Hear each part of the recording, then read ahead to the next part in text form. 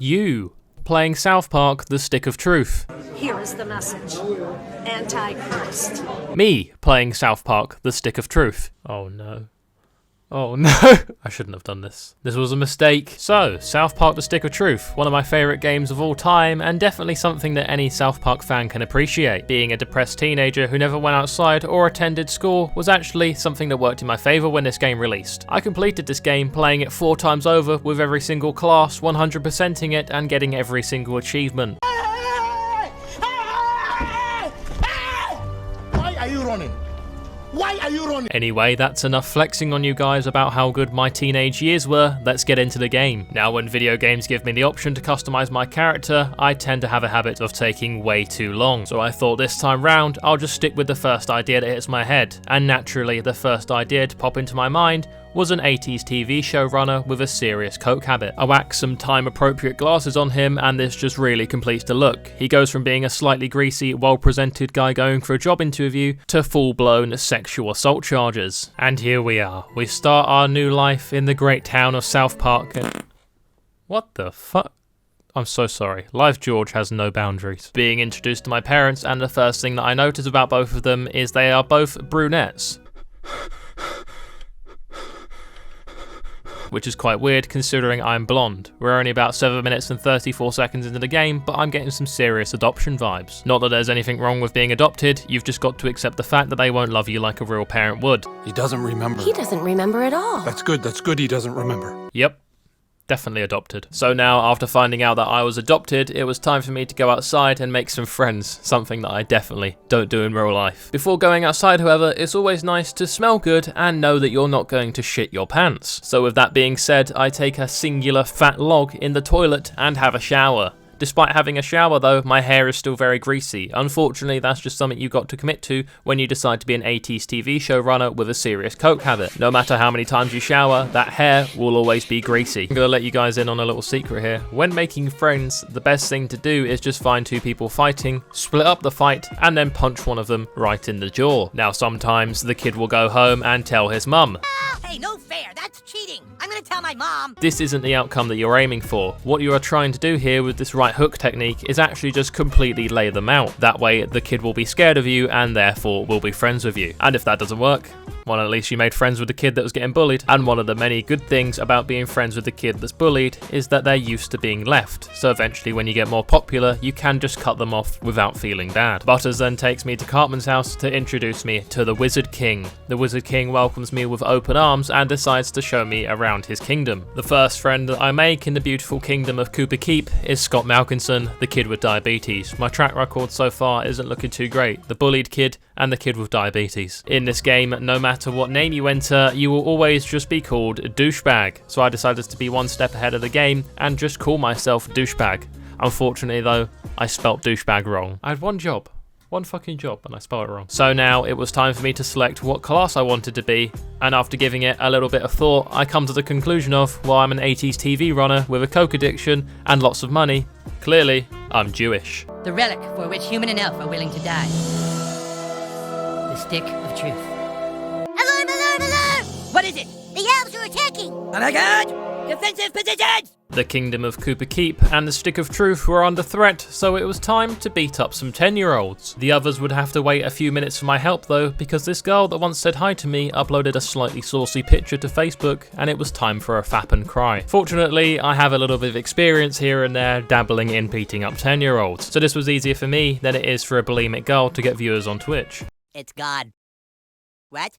The stick of truth. The elves got it. With the Stick of Truth now gone, it was my time to go find Craig, Token and Tweak and let them know about how serious the situation was. I was really looking forward to getting out into the wide open world of South Park because having just moved here today, it was time to find me a new dealer. On my way out, I made friends with Mrs. Cartman and I thought she might be sending me some signals, but then I remembered I'm a white Jewish boy, I'm definitely not her type. Like any good friend, before leaving I decided to go upstairs and snoop through Cartman's house. I do often just invite myself into people's properties, and it was a bad example set to me by my uncle, who often invited himself into me. Speaking of my uncle, in Mrs. Cartman's room there was a drawer that looked very similar to a list of things that my uncle used to give me instead of pocket money. His motto was always, make it last, try not to blast. After assessing the situation in Mrs. Cartman's room, it's looking like I might not need to find myself a brand new dealer in South Park after all. All I need to do is just shoot her a DM and I'm sure she could hook me up. I leave an absolute solid one in Cartman's toilet and decide it's time to take my sex toys and drugs and get the hell out of there. Elves are everywhere out here in the open world of South Park, but these ones have caught me in a bad mood. I haven't popped, sniffed, or anally inserted anything since I've moved to South Park, so the come down right now is hitting me harder than an abusive stepdad.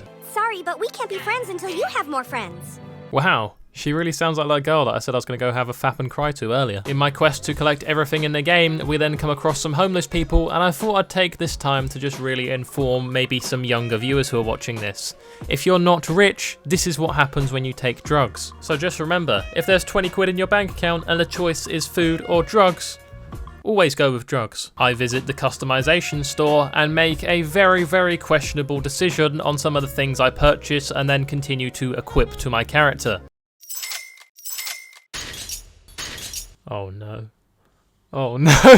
I shouldn't have done this. This was a mistake. Butters and I arrive at Token's house and realize that there's a security guard just standing there making sure no one comes inside. So I approach him expecting him to shoot me because, well, this is America after all, but he just pepper sprays me in the eyes. So our solution to the pepper spraying guard outside Token's house is something that I really should have thought about before making these changes to my character. Mate, why?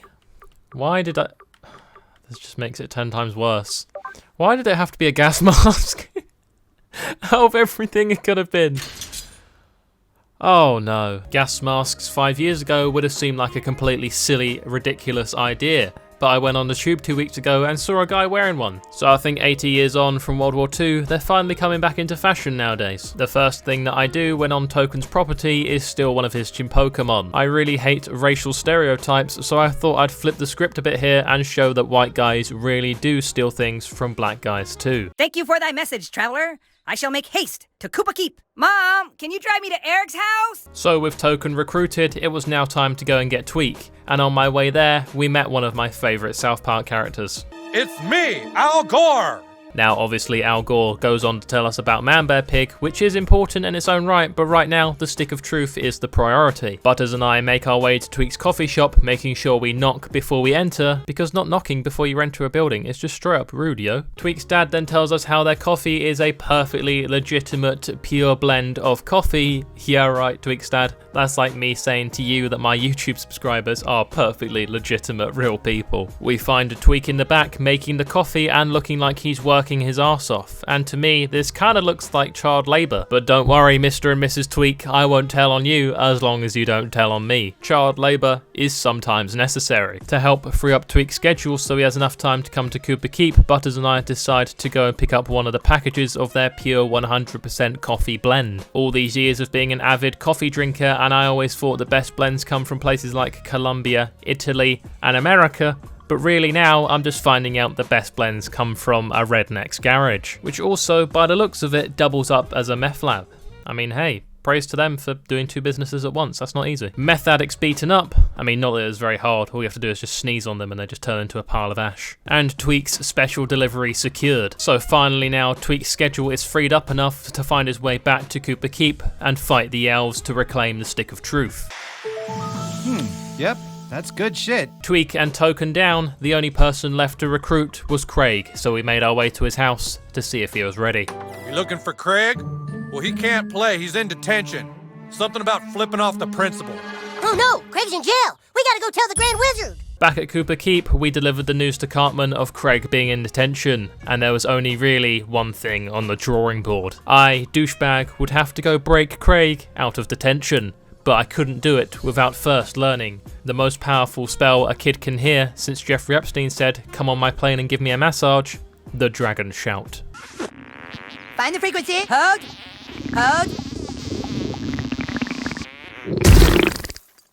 My God, that was incredible. So with the Dragon Shout now in my back pocket, literally in my back pocket, it was time to go and break Craig out of detention. Please let me know, guys, if you do want to see more South Park The Stick of Truth. I always have a blast playing this game. As I said, it's one of my favorites of all time. I absolutely adore it, and I hope that you guys too. I'd love to make a full series on this and then move on to The Fractured Butthole. But as always, guys, leave your feedback in the comment section down below. Do like the video if you did enjoy it, and subscribe if you are new around here and enjoy the content. Thank you very much for watching. I really do appreciate you all, and I will see you in the next one. Bye-bye.